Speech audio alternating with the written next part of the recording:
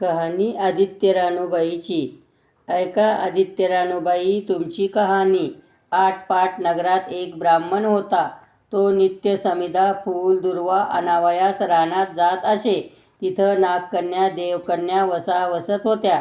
काय ग बायानो, कसला वसा वसता तो मला सांगा. तुला रे वसा कशाला हवा? उचशील मातशील घेतला वसा टाकून देशील. ब्राह्मण म्हणाला, उतत नाही मातत नाही, घेतला वसा टाकत नाही. तेव्हा त्या म्हणाल्या, श्रावण मास येईल, पहिल्या आदितवारी मोन्यानं उठावं, सचीळ स्नान करावं, अग्रोदक पाणी आणावं, विड्याच्या पानावर रक्तचंदनाची आदित्य रानूबाई काढावी, 6 रेघाचं मंडळ करावं, 6 सुतांचा तातू करावा, त्या 6 गाठी द्याव्या, पान फूल व्हावं, पूजा करावी, पानांचा विडा, फुलांचा झेला, दशांगाचा धूप, गुळ खोबऱ्याचा नैवेद्य दाखवावा, 6 मास चाळावी, 6 मास पाळावी, मागी रथसप्तमीस संपूर्ण करावं. संपूर्णास काय करावं? गुळाच्या पोळ्या, बोटव्याची खीर, लोणकड तूप, मेहन जेवू सांगावं. असेल तर चीरचोळी द्यावी, नसेल तर जोड गरसळी द्यावी, नसेल तर 2 पैसे दक्षिणा द्यावी आणि आपल्या वंशाचं उद्यापन करावं. असा वसा ब्राह्मणानं केला. त्याला सूर्यनारायण प्रसन्न झाला. भाग्यलक्ष्मी आली. तेव्हा राजाच्या राणीनं ब्राह्मणास बोलावू धाडले. ब्राह्मण जाते वेळेस भिवू लागला, कापू लागला. तेव्हा राजाच्या राणीनं सांगितलं की, भिवू नका, कापू नका, तुमच्या मुली आमच्या येथे द्या. आमच्या मुली गरिबाच्या तुमच्या घरी कशा द्याव्या? दाशी कराल, बटकी कराल. राणी म्हणाली, दाशी करत नाही, बटकी करत नाही, राजाची राणी करू, प्रधानाची राणी करू. मार्गेश्वराचा महिना आला. ब्राह्मणानं लगीन करून मुली दिल्या. एक राजेचे घरी दिली, एक प्रधानाचे घरी दिली. गेल्या पावली मुलीचा समाचार घेतला नाही. 12 वर्षानं समाचारास ब्राह्मण निघाला. राजाच्या घरी गेला. लेकीनं बसायला पाट दिला, पाय धुवायला पाणी दिलं. बाबा बाबा गूळ खा, पाणी प्या. गूळ खात नाही, पाणी पित नाही. माझी कहाणी करावयाची आहे, ती तू अगोदर ऐक. तुझी कहाणी ऐकायला मला काही वेळ नाही. राजा पारधीला जाणार आहे. त्याला जेवायला उशीर होईल. तोच त्याचे मनात राग आला. तेथून निघाला. प्रधानाच्या घरी गेला. तिनं पाहिलं आपला बाप आला म्हणून बसायला पाट दिला, पाय धुवायला पाणी दिलं. बाबा बाबा गूळ खा, पाणी प्या. गूळ खात नाही, पाणी पित नाही. माझी कहाणी करावयाची आहे, ती तू अगोदर ऐक. तुझी कहाणी नको ऐकू तर कोणाची ऐकू? घरात गेली. उतरंडीची 6 मोते आणली. 3 आपण घेतली, 3 बापाच्या हातात दिली. त्याने मनोभावे कहाणी सांगितली. लेकीनं चित्तभावे ती ऐकली. नंतर जेवून खाऊन बाप आपल्या घरी आला.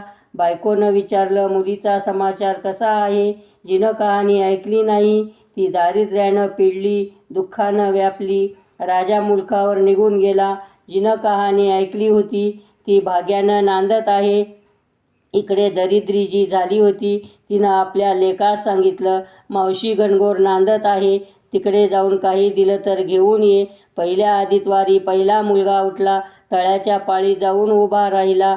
अगं अगं दाशींनो, तुम्ही दाशी कोणाच्या? आम्ही दाशी प्रधानाच्या. प्रधानाच्या राणीला जाऊन सांगा, तुमच्या बहिणीचा मुलगा आला आहे.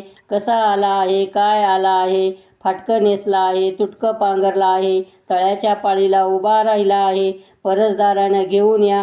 परसदारानं घेऊन आल्या. नाहू माकू घातला, पितांबर नेसायला दिला, जेवू खाऊ घातलं, कोहळा पोखरला, होण मोहरा भरल्या. बाबा कोठे ठेवू नको, विसरू नको, घरी जतन करून घेऊन जा. वाटेने आपला जाऊ लागला. तो सूर्यनारायण माळ्याच्या रूपानं आला. हत्तीचा कोहळा काढून नेला. घरी गेला. आईनं विचारलं, काय रे बाबा, मावशीनं काय दिलं? दैवे दिले, कर्मानं नेलं. कर्माचं फळ पुढे उभं राहिलं. मावशीनं दिलं होतं पण सर्व गेलं. पुढे दुसऱ्या आदितवारी दुसरा मुलगा गेला. तळ्याच्या पाळी जाऊन उभा राहिला. अगं अगं दाशींनो, तुम्ही दाशी कोणाच्या? आम्ही दाशी प्रधानाच्या. प्रधानाच्या राणीला माझा निरोप सांगा. त्यांनी सांगितला. मग प्रधानाच्या राणीनं त्याला घरी नेऊन नाहू माकू घातला, पितांबर नेसायला दिला, जेवू खाऊ घातला. काठी पोखरून होन मोहराने भरून दिली. बाबा कोठे ठेवू नको, विसरू नको, घरी जतन करून घेऊन जा म्हणून सांगितलं. वाटेत सूर्यनारायण गुराख्याच्या रूपानं आला. हातची काठी काढून घेतली. घरी गेला. झालेली गोष्ट राणीला सांगितली. दैव दिले ते सर्व कर्मानी नेलं. पुढे तिसरे आदितवारी तिसरा मुलगा गेला. तळ्याच्या पाळी उभा राहिला. पहिल्यासारखा प्रधानाच्या राणीनं घरी नेऊन नाहू माकू घातला. पितांबर नेसायला दिला. जेवू खाऊ घातलं. नारळ पोखरून होन मोहराने भरून दिला. कोठे ठेवू नको, विसरू नको म्हणून सांगितलं. घरी जाताना विहिरीच्या काठी नारळ ठेवून पाणी प्यायला विहिरीत उतरला. तो नारळ गडगडून विहिरीत पडला. घरी गेला. आईनं विचारलं, काय रे बाबा, मावशीनं काय दिलं? आई ग, मावशीनं दिलं पण ते दैवानं सर्व बुडालं. चौथ्या आदितवारी चौथा मुलगा गेला. तळ्याच्या पाळी उभा राहिला. त्यालाही प्रधानाच्या राणीनं घरी नेऊन नाहू माकू घातला. पितांबर नेसायला दिला.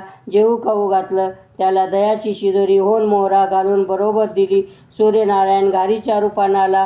हातची शिदोरी घेऊन गेला. घरी गेला. आईनं विचारलं, काय रे बाबा, मावशीनं काय दिलं? आई ग, मावशीनं दिलं पण दैवानं ते सर्व नेलं. पाचव्या आदितवारी तळ्याच्या पाळी उभी राहिली. दासींनी तिचा निरोप तिच्या बहिणीला सांगितला. बहिणीनं तिलाही परसदारानं घरी नेली. नाहू घातली. पाटावर नेसायला दिला. प्रधानाची राणी आदितवारची कहाणी करू लागली. काय वसा वसतेस तो मला सांग.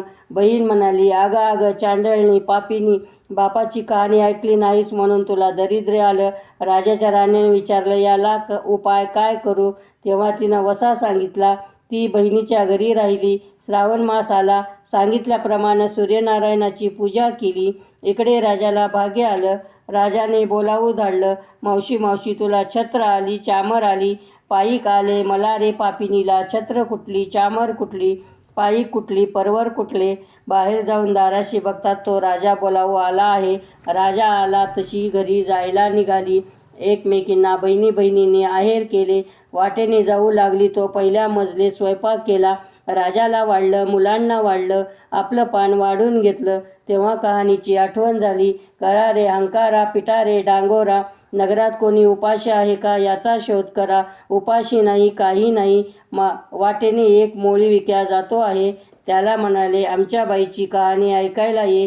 तुझ्या बाईची कहाणी ऐकून मला काय फळ? माझं पोट भरलं पाहिजे. असं म्हणून तो राणीकडे आला. तशी 6 मोते राणीनं घेऊन 3 त्याला दिली व 3 आपल्या हातात ठेवली. मनोभावे कहाणी सांगितली. चित्तभावे त्याने ऐकली. त्याची लाकडाची मोळी होती ती सोन्याची झाली. तो म्हणाला, बाई बाई, कहाणी ऐकल्याचं एवढं फळ, मग वसा घेतल्याचं काय फळ? काय वसा असेल तो मला सांगा. तुला रे वसा कशाला हवा? उचशील माचशील, घेतला वसा टाकून देशील. उतत नाही, मातत नाही, घेतला वसा टाकत नाही. तेव्हा वसा राणीनं सांगितला. पुढे दुसऱ्या मजलेस गेली. स्वयंपाक केलं. राजाला वाढलं, मुलांना वाढलं, आपलं पान वाढून घेतलं. तेव्हा कहाणीची आठवण झाली. करा रे हंकारा, पिटवा रे डांगोरा, नगरात कोणी उपाशी आहे का याचा शोध करा. उपाशी नाही, काही नाही, माळ्याचा मळा पिकत नाही, विहिरीला पाणी लागत नाही, असा एक माळी चिंतेनं बसला आहे. त्याला हाक मारली, आमच्या बाईची कहाणी ऐक. तो आला. राणीने 6 मोती घेऊन 3 आपण घेतली, 3 माळ्याला दिली. राणीनं कहाणी मनोभावे सांगितली. चित्तभावे माळ्यानं ऐकली. माळ्याचा मळा पिकू लागला. विहिरीला पाणी आलं. तो म्हणाला, बाई बाई, कहाणी ऐकल्याचं एवढं फळ, मग वसा घेतल्याचं काय फळ? काय वसा असेल तो मला सांगा. मग राणीनं त्यालाही वसा सांगितला. पुढं तिसऱ्या मजलेस गेली. स्वयंपाक केलं. राजाला वाढलं, आपलं पान वाढून घेतलं. तेव्हा कहाणीची आठवण झाली. करा रे हंकारा, पिटा रे डांगोरा, नगरात कोणी उपाशी आहे का याचा शोध करा. उपाशी नाही, काही नाही. एक म्हातारी आहे. तिचा मुलगा वनात गेला होता. एक डोहात बुडाला होता. एक सर्पानं खाल्ला होता. त्यामुळे चिंताक्रांत बसली होती. तिला म्हणाले, आमच्या बाईची कहाणी ऐक. ती म्हणाली, कहाणी ऐकून मी काय करू? मी मुलासाठी रडते आहे. बरं येते. मग ती राणीकडे आली. राणीनं तिला पहिल्याप्रमाणे कहाणी सांगितली. तिनं चित्तभावे ऐकली. तिचा मुलगा वनात गेला होता, तो आला. डोहात बुडाला होता, तो आला. सर्पानं खाल्ला होता, तो आला. ती म्हणाली, बाई बाई, कहाणी ऐकल्याचं एवढं फळ, मग वसा घेतल्याचं काय फळ? काय वसा असेल तो मला सांगा. मग राणीनं तिलाही वसा सांगितला. पुढे 4थ्या मजलीस गेली. स्वयंपाक केला. राजाला वाढलं, मुलांना वाढलं, आपलं पान वाढून घेतलं. तेव्हा कहाणीची आठवण झाली. करा रे हंकारा, पिटा रे डांगोरा, नगरात कोणी उपाशी आहे का याचा शोध करा. उपाशी नाही, काही नाही, काना डोळा, मांसाचा गोळा, हात पाय नाही असा एक मनुष्य रस्त्यामध्ये होता. त्याच्या अंगावर तांब्यावर पाणी ओतलं. पालथा होता तो उलटा केला. 6 मोती होती. 3 मोती त्याच्या बेंबीवर ठेवली. 3 मोते आपण घेतली आणि मनोभावे कथा सांगितली. ती त्याने ऐकली. त्याला हात पाय आले, देह दिव्य झाला. तो म्हणाला, कहाणी ऐकल्याचं एवढं फळ, मग वसा घेतल्याचं काय फळ? काय वसा असेल तो मला सांगा. मग राणीनं त्यालाही वसा सांगितला. 5व्या मुक्कामास घरी आले. स्वयंपाक केला. सूर्यनारायण जेवायला आले. 7 दरवाजे उघडले. लोहगंगाळ पाणी तापलं. षड्रस पक्वाने जेवायला केली. सूर्यनारायण भोजनास बसले. त्यांना पहिल्याच घासास केस लागला. ते म्हणाले, अगं कोण्या पापिनीचा केस आहे? राजाच्या राणीला 12 वर्ष दरिद्र आलं होतं. तिने आदितवारी वळचणीखाली बसून केस विंचरले होते. काळं चवाळं डोईचा केस, वळचणीची कडी, डाव्या खांद्यावरून वेशी बाहेर टाकून दे. राजाच्या राणीला सूर्यनारायणाचा कोप झाला. तसा कोणाला होऊ नये. ब्राह्मणाला, मोळी विक्याला, राजाच्या राणीला, माळ्याला, म्हातारीला, कानाडोळा, मांसाचा गोळा, इतरांना जसा सूर्यनारायण प्रसन्न झाला तसा तुम्हा आम्हा हो. ही 60 उत्तराची कहाणी. 5 उत्तरी सुफळ संपूर्ण.